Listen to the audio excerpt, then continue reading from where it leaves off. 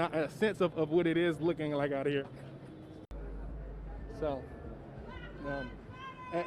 we're here right now on the corner of Broadway and Travis.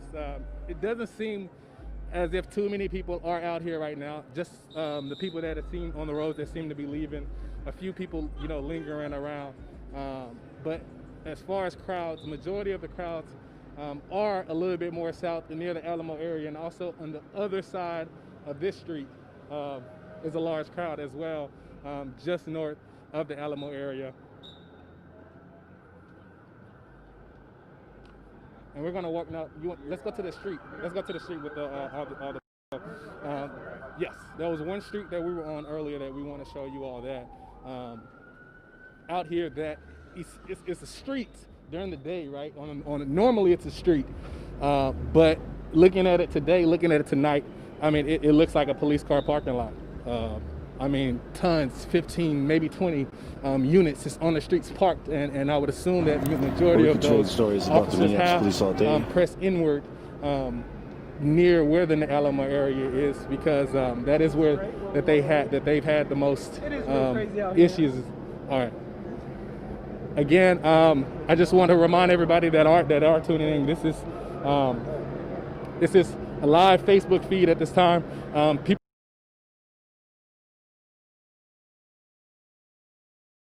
Clearly, police are moving people away from the White House. We're walking back now. We're doing everything we can to get to a safe part of this area. It is difficult, though, guys, because you see police kind of stay in place, and then all of a sudden they make a move, and then you got to react. And that's what we're seeing now. Sharon?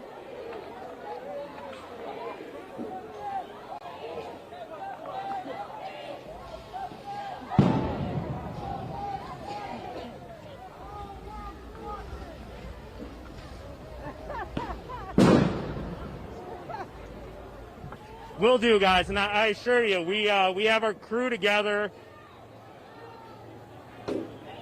Guys, we have our crew together. We're moving away, and we are staying as safe as possible while also showing you what's happening in the nation's capital tonight.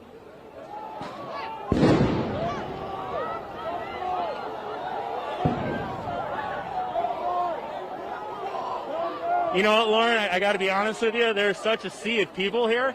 It's really hard to see anything other than a foot or two in front of me. We are moving away from the White House, past 16th, past Vermont, and it's just a sea of people, guys.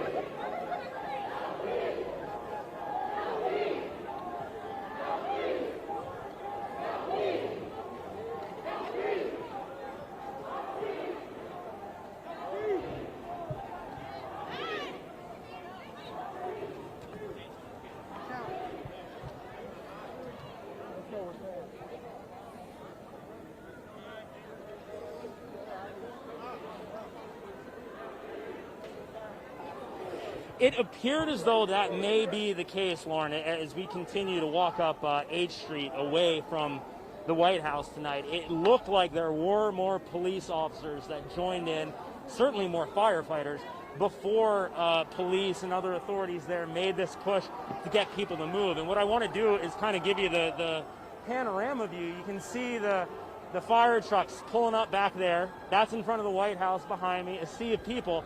But if you follow me this way, over to the other side, you've got another massive sea of people. It sounds like there's a lot of commotion going on down that way, but frankly, looking from the camera, you may have a better view than I do. Being down here on the ground, there are just so many people, pandemic or not. It is really hard to tell what is going on more than 3 feet in front of you.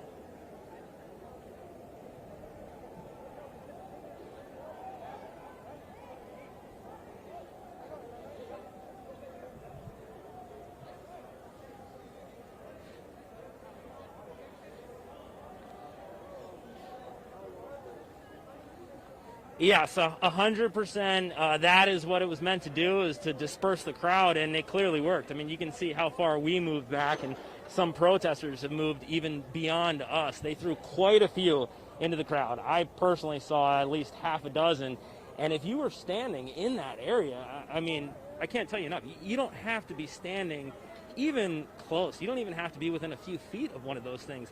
It just invades the air, and you immediately feel it in your throat, in your nose. You heard me coughing earlier. You heard me sneezing earlier. That's not because I got sprayed directly in the face. It's just because I was in the vicinity of one of these things, and most recently at least half a dozen of them. So it did get the crowd to disperse. Again, it's difficult to tell what exactly everyone's doing, but I can tell you a lot of the people who moved in our direction, as you can see now, are walking back towards the White House. So it would appear to me that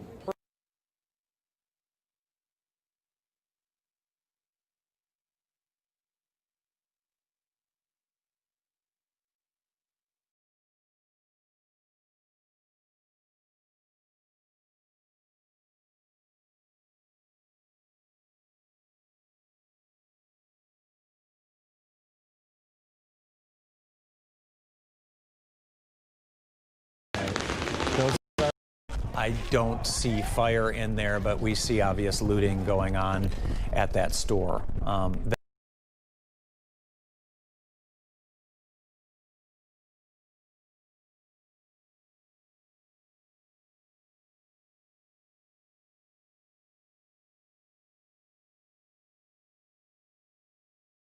Inside, it's just too dangerous for them to get in there. So there was in the African-American community and for his work there. Supervisor, we're looking right now at a Target on Pico and La Brea that we believe is being looted right now. But I wanted to ask you the question about the National Guard troops. We know we are in a curfew now from 8 p.m. to 5:30 in the morning. The L.A. mayor said to be requesting as many as 700 National Guard troops, the sheriff perhaps requesting 1,000. Your thoughts on the National Guard coming to the streets of Los Angeles tonight? Well, again, it brings me back to, to the Watts riots. I remember very well, and there was some criticism at that point that we didn't ask for them soon enough in Watts. And I hope that they don't escalate any kind of tension out there, but I am happy that they're coming. I believe there's going to be 500 for LASD, the sheriffs, another 500 for the LAPD to help us. I welcome their presence to bring calm.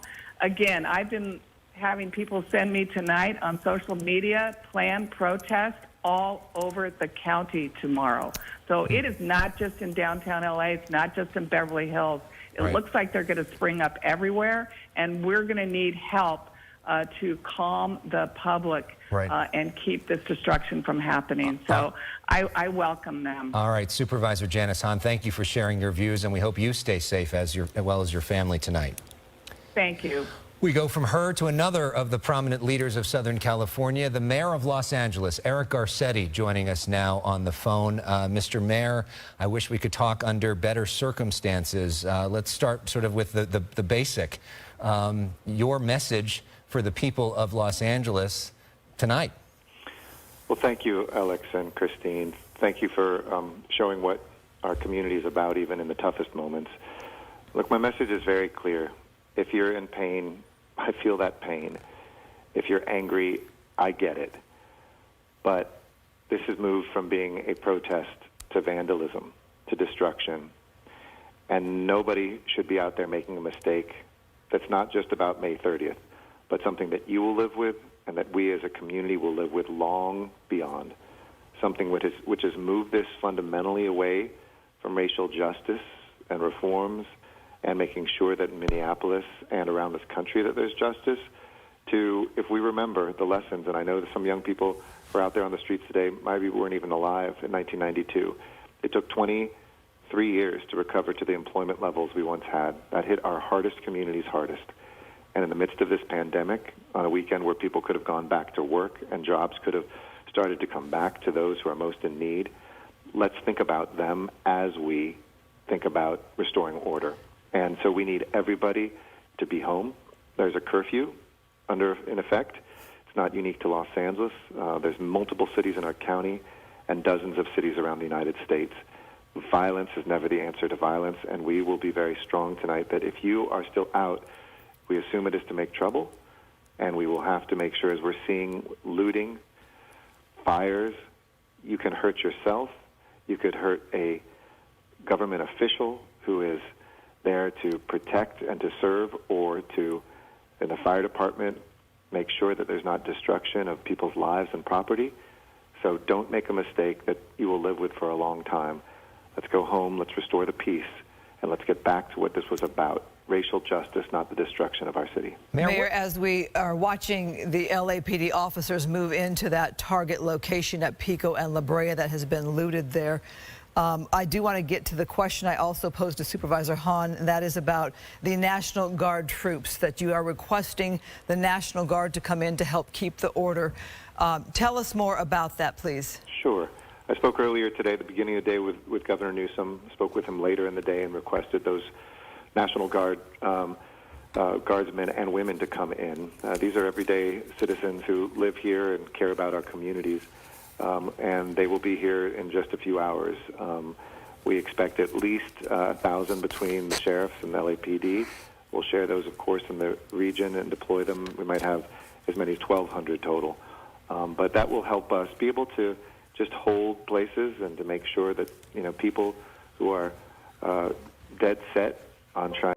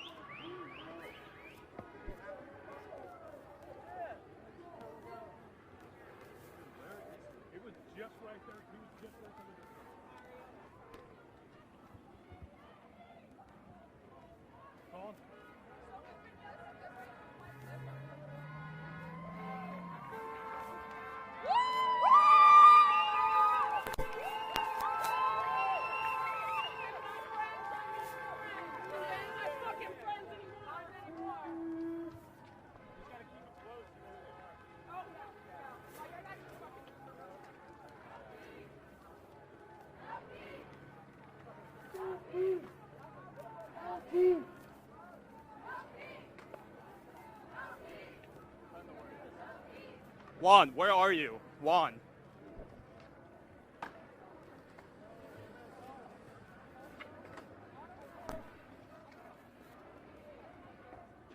Do you have his phone number? Does he have his phone number?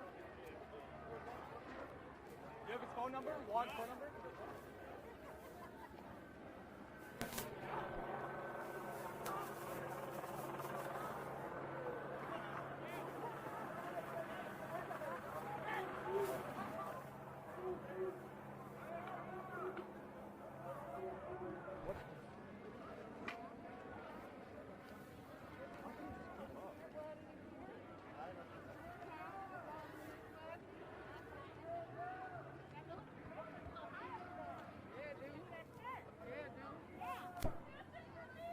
It's incredibly sad, guys. Basically, we were just walking up 15th Street. Hey guys, Jenny Martinez here with Fox 10. So let me rotate my phone here. There were no police officers. And this goes to what I was saying about people just doing whatever it is that they feel like doing. They just started kicking in the windows, throwing rocks at the cars. You can see they're all tagged. There's graffiti all over the place. And then kind of at the last minute there, you saw police officers running up and trying to get the crowd to disperse, which, as you can see, we're walking through here, at least for the moment, at least with that small group of people who were throwing things at those police cars, kicking in windows, doing everything you just saw. It appears to have worked at least temporarily, but you know, again, I just can't escape the fact that there are so many people here causing chaos and relatively few police. They seem to be very much outmanned and very much stretched thin.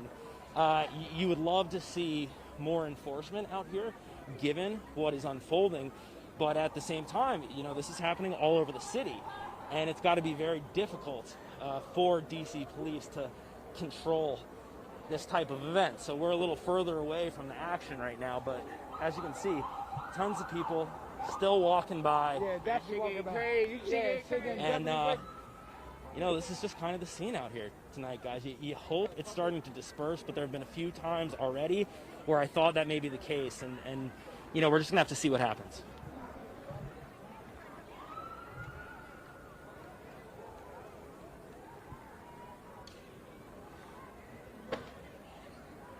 Protesters, but see, right now you can see some of them are putting their hands up. We've heard "hands up, don't shoot" as a chant multiple times tonight. We've heard a lot of chants tonight, but so far this has been a very peaceful protest. Now you can see this crowd that's spanned out in front of Phoenix police here.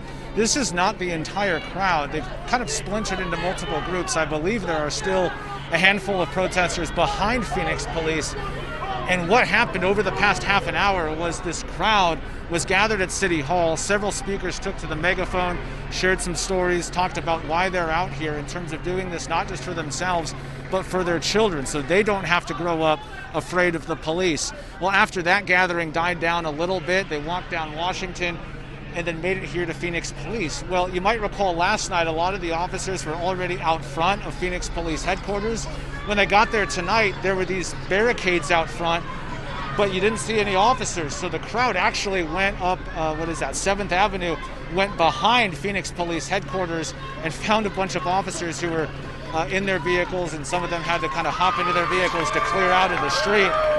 And then the protesters kind of engaged verbally with some of the officers who were in the back parking lot. It looked like it kind of caught some of the police off guard that this crowd really didn't linger in front of Phoenix Police headquarters, but went around back. Some of the protesters engaged in pretty peaceful dialogue and conversation with some of the officers. Then you had kind of another group of people who came in much more angry and arguing with some of the officers. But we heard one specific conversation kind of off to the side. There were a couple of protesters talking with one officer away from the main group, and that officer told some of the protesters there, look, a lot of us in law enforcement are fathers, we have kids as well. Hold on, this group is moving a little bit. We're heading, I'm not sure where we're heading. So what I was saying is kind of behind Phoenix Police headquarters, you had that conversation going on, and then police got in the line, ordered them to disperse from directly behind Phoenix Police. headquarters, and they got in the line with the shields and kind of moved down Adams and cleared out the protesters from directly behind Phoenix Police, the Phoenix Police building. That's what brought the protesters back out front. And here we go again. Looks like we're circling back up 7th Avenue. And behind Phoenix Police headquarters, again, that's what I was just talking about. This group did this once about, I don't know, half an hour ago. And kind of, it appeared anyways like they kind of caught some of the officers off guard, just that the protest was going to come down Adams directly behind headquarters. And then that's when police cleared them out, and there was this kind of this standoff with officers in riot shields and all the protesters, and then it really just kind of fizzled out, died down. Again, no physical confrontation, all verbal to this point. So this has remained a very peaceful protest. And one of the organizers, younger woman who I talked to earlier, she kind of put this together. The group actually marched from City Hall down to the state capitol, and for a while they had several speakers out front of the state capitol talking about why they're out here, why they want to bring about change. They're calling for more education and training for police officers to better understand people in various communities and different cultures, and mental health. They've also called for more psychological evaluation of police officers. So a couple of the speakers talked at the state capitol, also shared why they want to bring about change, and I mentioned some of them talk about doing this for their kids, not just for themselves. And then the marchers, or the protesters marched, I should say, back to City Hall, and then made it over to Phoenix Police, and now we're heading west. Be out there. Where are we, Kyle? We're heading back toward the state capitol. So, Mayor, we are watching a building on fire right now. I don't know hey, if Kyle, you let's have see our if we can visual get up to see what's going on. It's quite an intense fire. It's probably the most intense fire I've seen us cover all night. You speak so much about police officers and the okay, we're wrapping the mayor. Okay. Oh, no. Go ahead if you want to finish your question. Yeah. Okay, gotcha. Sorry, is the last question here. Okay, so we're seeing these firefighters here trying to do their job. I'm thinking back to the '92 riots where the firefighters couldn't come into some areas because it wasn't safe for them yet. Police had to secure the area. So you've got to be super concerned about your police department and your firefighters. There's no question. You saw 2 weeks ago the courage of firefighters that were nearly killed. I went with them to the hospital when we saw that fire downtown. Folks that think it's funny to start a fire risk killing firefighters, risk killing neighbors. The reason we decided to have the curfew was based on last night and the fires, among other things. This is a moment in which somebody who is breaking the law has to be met with the law. I know that's tough for some people who want us to still stay focused as we should on justice in Minneapolis, but how can we turn to justice when our city burns? How can we push forward with progress when people are looting? And like I said, there's probably those folks who are the enemies of racial justice, who are the opponents of forward progress, who are celebrating tonight what they're seeing. And that's why we have an obligation to stop it. That's why our men and women are out there in force. That's why the National Guard is hours away from coming, and why we'll keep working. And this city isn't going to stop working. Not 1 minute, not 1 hour, no matter how exhausted we are in our bones. I said at the beginning of the coronavirus crisis, we will be there for you. And even on the toughest of tough nights tonight, we are out there on the streets doing that work. And we will be there tomorrow. I think that may be starting to help things, although, again, it's still a very dangerous situation, and we're still seeing a lot of damage all over the place here in downtown D.C. You know, you guys with Fox News? No. Who you guys with? My friend is at home. Who you guys with? Channel 5. Channel 5?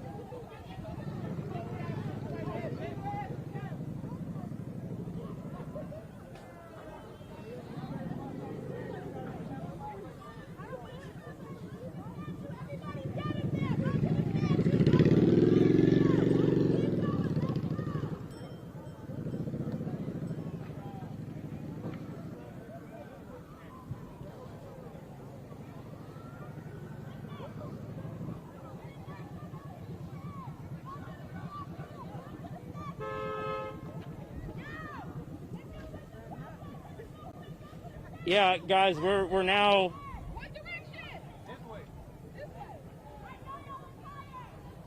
I'm sorry, Lauren. I was just going to set the scene for you. The intersection that we just walked through is K and Vermont. It appears as though many of the people who are still left behind are walking in this direction. You probably just heard the glass break. That was somebody either kicking in a window or throwing something through a window at Citibank. And a lot of people are running over there. I believe you can probably see them now, and certainly you can hear them. It's a Citibank, and as people walk by, they're just kicking stuff, throwing stuff, shattering glass. What you're seeing now is what we've witnessed with many, many of the businesses here in D.C., downtown D.C. rather, as people walk further and further away from the White House, where they kind of congregated for much of the night.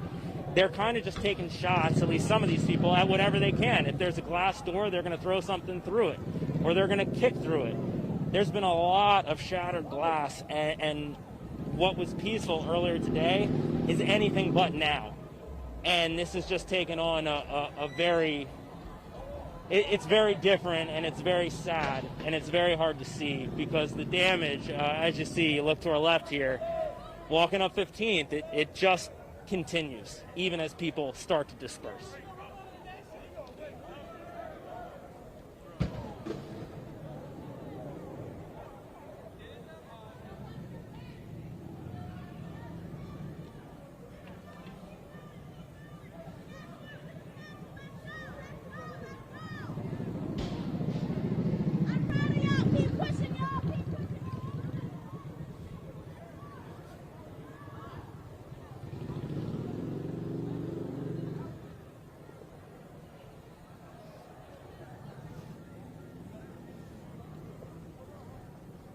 Okay, bud?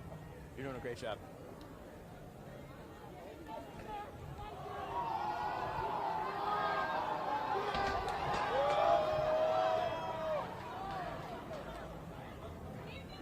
Glenn, you okay? You doing okay with the backpack? I'm sorry. Do you want me to take it back? Yeah. Got it. Okay.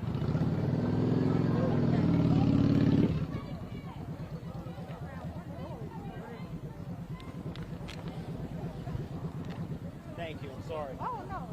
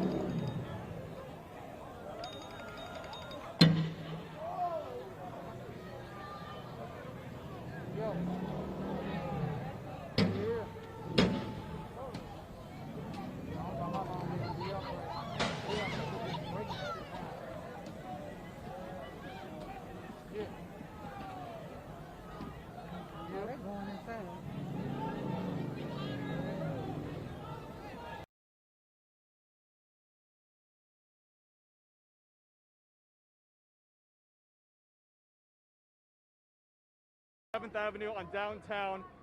At one point, this protest took them to I-10 West and I-10 East over there on 7th Avenue.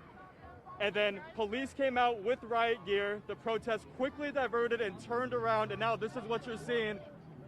A peaceful protest for the most part. People are now sitting in the middle of this intersection. We have no way of knowing where they're heading next, but this is a 4-hour-long protest. Now they're starting to chant. And I got someone here that I want to talk to. Sir, what's your name? My name is Philae. And Philae, why are you out here today? I'm out here fighting for the people, fighting for justice and fighting injustice. Is there a specific incident? Was it George Floyd? Was it Deion Johnson? It's all the incidents in one, you know what I'm saying? It's just, you know what I'm saying, something that you have to be out here to do. You know and what do you want to see done? What's the point of being out here? What do you want to see done? The point is for them to see how many people are hurt by this and how important it is for us to actually find a change, you know what I'm saying? And the diversity that we see out here just shows you that it's more than a race problem. It's a class problem, you know what I'm saying? It's a poor class problem. And that's what's going on here today. We have a class problem.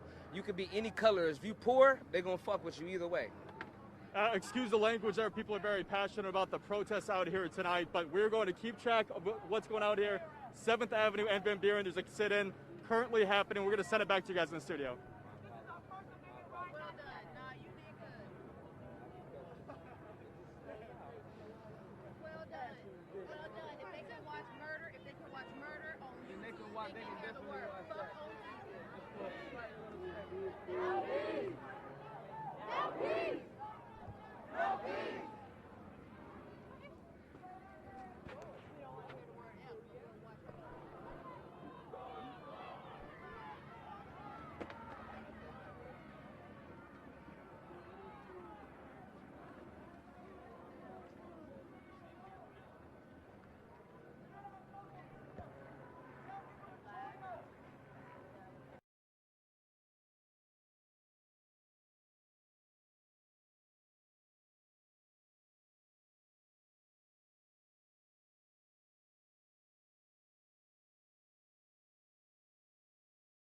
Let's send it back out to you, Raphael.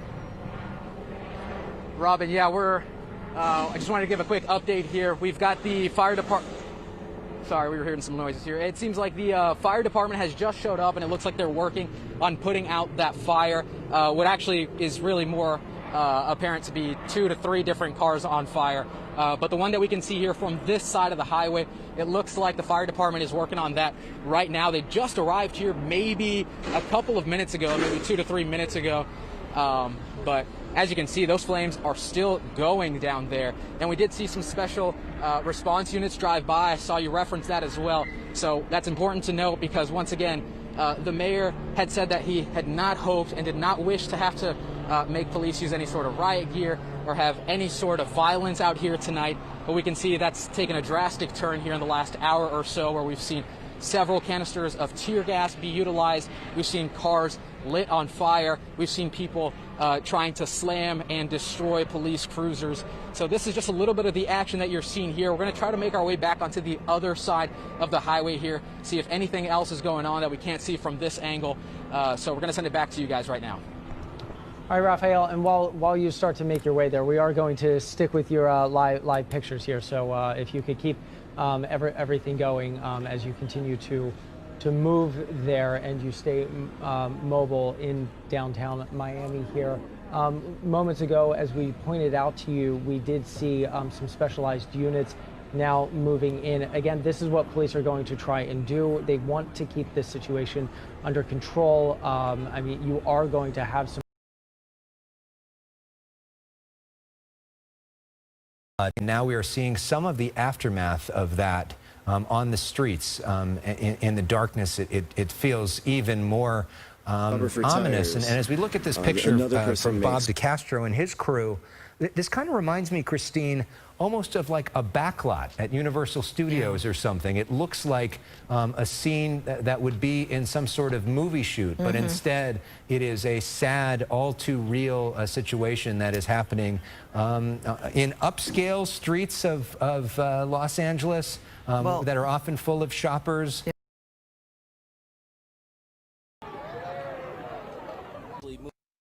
Take in close. There's shattered glass everywhere.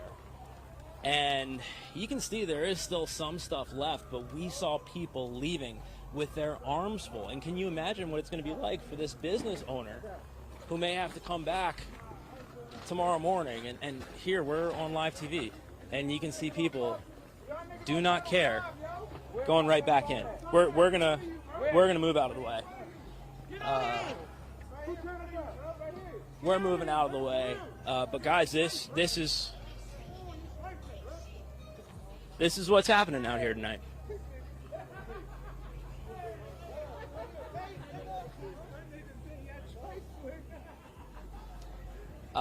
So as you can see, there are still quite a few people out here moving around. We are safe, walking by, just trying to get an idea of what's happening here in the nation's capital tonight. There are certainly many fewer people than we saw earlier, but it would appear as though some of the more destructive people, maybe not surprisingly, have stayed behind. Still no police officers nearby where we're standing right now at Vermont and L. I'm sure you can tell, way fewer people than were here earlier. But I don't want to say that this is coming to an end because I've thought that before, and clearly I was not right. So where we are right now, it would appear as though there are fewer people, they have dispersed, but they're leaving a whole lot of damage left behind. And as we continue walking through downtown, I think that we are most likely going to see quite a bit more damage, especially that way up Vermont, which seems to be where many of the people who we were following for much of the night tonight have now gone, up in that direction.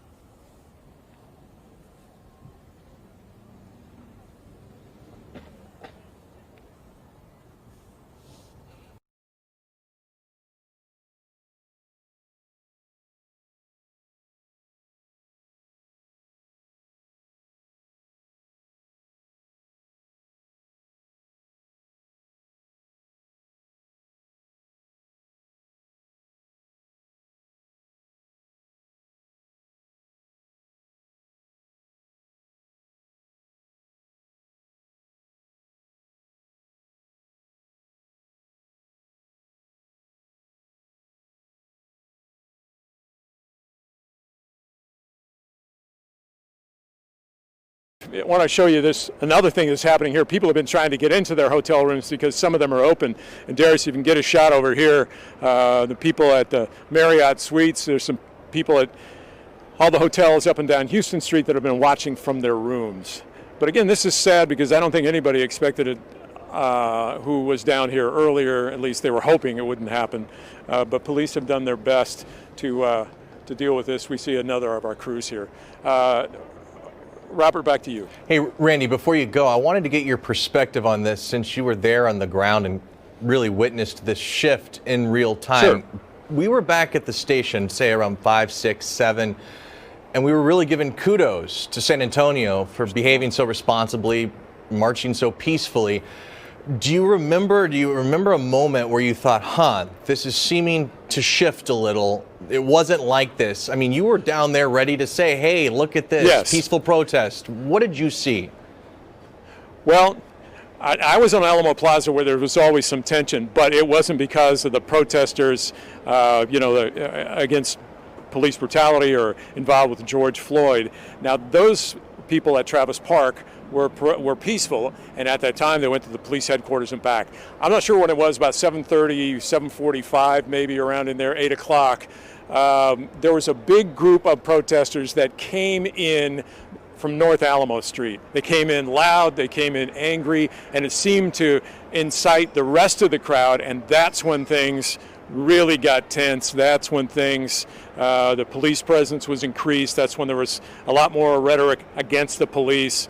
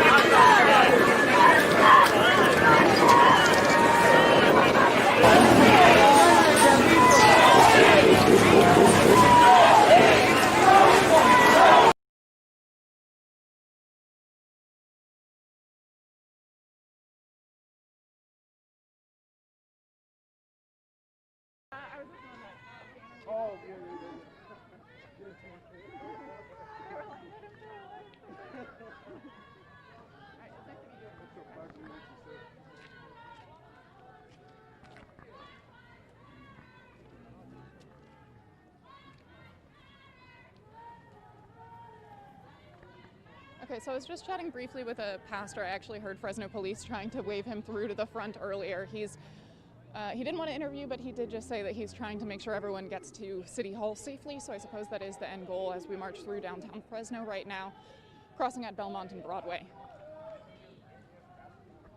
Again, everyone at this protest has urged that their goal, or that their intent, is to remain completely peaceful. They're just marching through the streets. They're already blocked off by Fresno police, and they're just chanting, repeating the same things, everyone here with the same goal, no intent on anything but peace here.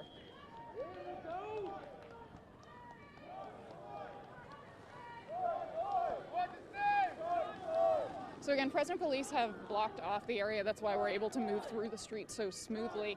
Earlier today in Fresno, North Fresno near River Park, there was another protest where people were along the sidewalk and police had to go out after a couple people started going into the road. It was a very busy intersection, and the area was not equipped for that at the time, but Fresno police are working to keep everyone safe as these people march through the streets tonight.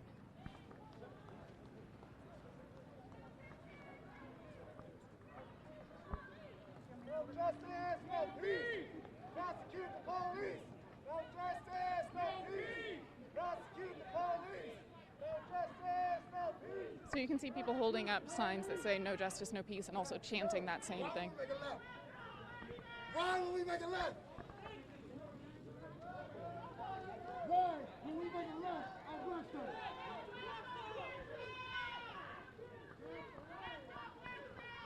So a couple of times through this protest, people have been trying to plan their route. Again, Fresno police have to plan around these protesters as well.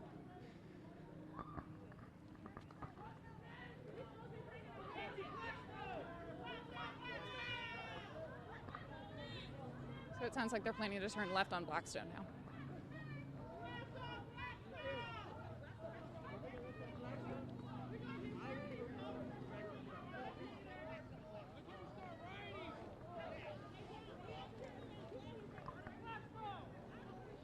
I'm trying to check in on the Facebook comments now to see if anyone has any questions.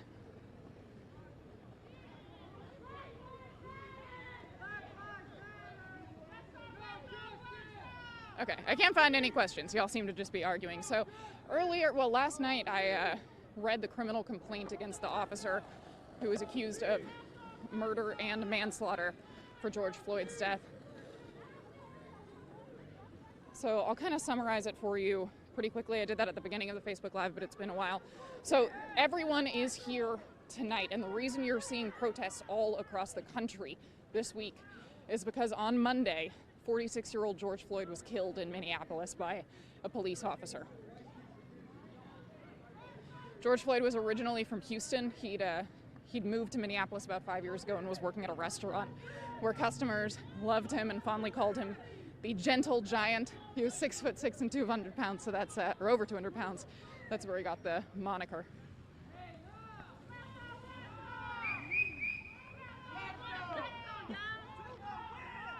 Planning which way to go again.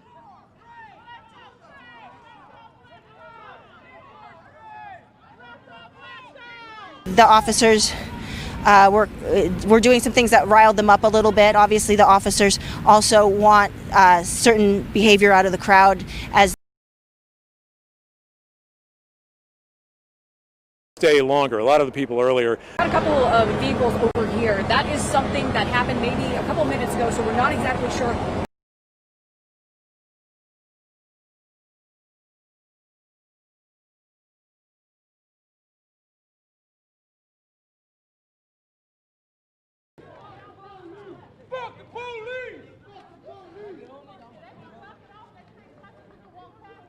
Officer Derek Chauvin with the Minneapolis Police Department was charged with third-degree murder and second-degree manslaughter after he knelt with his knee on George Floyd's neck for almost 9 minutes in Minneapolis on Monday, killing him even as George Floyd pleaded, saying, "I can't breathe," asking please repeatedly to the officers. And Officer Derek Chauvin video shows him kneeling on George Floyd's neck for nearly 3 minutes.